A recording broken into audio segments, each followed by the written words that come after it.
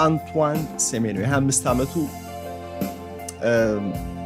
የጋና ኢንተርናሽናል በጎልና በአሲስት ቡድኑን ለአሸናፊነት የሚያግዝ የቡድኑ ቁልፍ ተጫዋች፣ በተጨማሪ ደግሞ ያለው ሁለገብ ሚና እንዳስፈላጊነቱ በማጥቃት አቅጣጫው በግራም በቀኝም በመሃልም እንዲጫወት የሚያስችለው፣ በታክቲካዊ ምክንያቶች ደግሞ በጨዋታ እንቅስቃሴ ቦታ እየቀያየረ ሊጫወትልህ የሚችል፣ ለተጋጣሚ ተከላካይ ለግምት የማያመች ውጤት ቀያሪ ተጫዋች።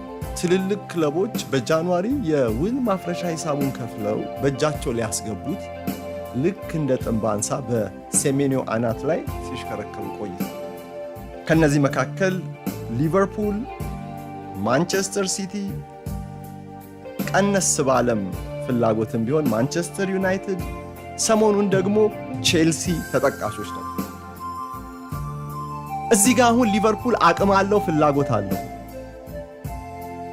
ነገር ግን ትላንትና ማንቸስተር ሲቲ መቅረቡ ተነገረ። ለምን? ግልጽ ነው። እዚህ ጋር የውል ማፍረሻ ሂሳብ ተከፍሎበት ለሚዘዋወር ተጫዋች በቅድሚያ ፉክክሩን ማሸነፍ የምትችለው በተጫዋቹ ፍላጎት ላይ ተንተርሰ። ያ ማለት ሴሜኒዮ ማንቸስተር ሲቲን መርጧል ማለት ነው። አማራጮች ነበሩት፣ ሲቲን መርጧል ማለት ነው። በፔፕ ጋርዲዮላ አሁን በጥሩ ብቃት ላይ የሚገኙ የኦፌንሲቭ ዲፓርትመንት ተጫዋቾች ስብስብ ውስጥ ሊቀላቀል ነው ማለት። ጄሬሚ ዶኩ ነው ተጎድቷል፣ ግን አዲሱ ዓመት ጃንዋሪ ከገባ በኋላ ይመለሳል የሚል እምነት አለ። ጉዳቱ ያን ያህል የአሌክሳንደር ኢሳቅ አይነት ጉዳት አይደለም፣ ሰርጀሪ የሚፈልግ አይደለም። ሴሜኒዮ ከነ ፋደን፣ ሴሜኒዮ ከነ ሸርኪ እንግዲህ ሲዘዋወር በደንብ ታክቲካሊ እንዴት ሊጠቀምበት ይችላል የሚለውን በሌላ ፕሮግራም በደንብ ማየት ይኖርብናል። ግን በዚህ ስብስብ ውስጥ ይገባል።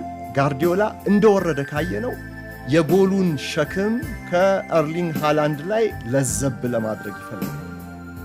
እነ ፋደን መተውለታል። አሁን ሸርኪም ጥሩ ሆኗል።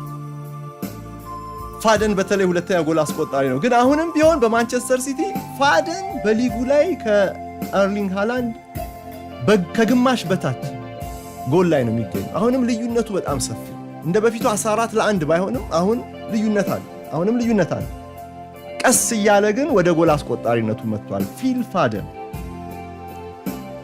ተጨማሪ ጎል አስቆጣሪ ቨርሳታይል ባህሪ ያለው ያስፈልግ ነበር። ለጋርዲዮላ ታክቲካዊ ተለዋዋጭነት ደግሞ እንደዚህ ያለ ተለዋዋጭ ሚና የሚሰጥ ተጫዋች መቼም ሆሊ ግሬል።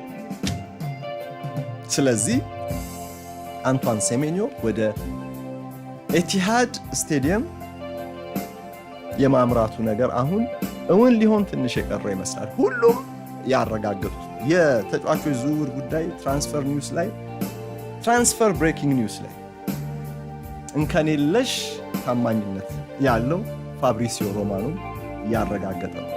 ሴሜኒዮ አሁን ወደ ማንቸስተር ሲቲ መጣ ማለት እንግዲህ አሁን በገለጽኩላችሁ መሰረት የማንቸስተር ሲቲ የፊት መስመር በተጫዋች ጥራት ይጨምራል። የፊት መስመር በጎል መጠን ሊጨምር ይችላል የሚል እምነት አለ። የፊት መስመር በታክቲካዊ ተለዋዋጭነት ሌላ መልክ እንዲይዝ ይችላል። እነዚህ ደግሞ አሁን ላለው የዋንጫ ፉክክር ጉዞ ተጨማሪ ኃይል ሆኖ ይቀርባል። ይሄ የአርሰናል ደጋፊዎች ጆሮ ዳባ ልበስ የሚሉት አይነት ልንሰማው አይገባም ብለው የሚተዉት አይነት ዝውውር አይደለም። እንደዛ አይደለም። የሴሜኒዮ መግባት የማንቸስተር ሲቲን አቅም ከፍ ሊያደርገው ይችላል። የተፎካካሪ አሁንም ሁሉ ቅድም እንዳልኳችሁ በመጀመሪያ ፕሮግራም ላይ ደጋፊው እንዳለው የአሸናፊነት መልኩን እያገኘ ነው ያለው። በተጨማሪ ላይ ደግሞ ሌላ ደግሞ አቅሙን የሚጨምርለት ተጫዋች ከቀላቀለ እንግዲህ እንደወረደ ካያችሁ ሎጂካል አንቷን ሴሜኒዮ ማንቸስተር ሲቲን የበለጠ አስፈሪ ሊያደርገው ይችላል። ይሄ እንዳለ ሆኖ እንግዲህ ዝውውሮች ሁሉ ጊዜ 100% ይሳካሉ ማለት ግን አይደለም። እዛ ቤት ተሳክቶልሃል፣ እዚህ ቤት ላይሳካልህ ይችላል በተለያዩ ምክንያቶች። እሱ እንዳለ ሆኖ ግን በግርድፉ ግን ግምታዊ ትንተና ከወሰድን በጋርዲዮላ ስር ሴሜኒዮ የሲቲዝንስን አቅም ከፍ ያደርጋል።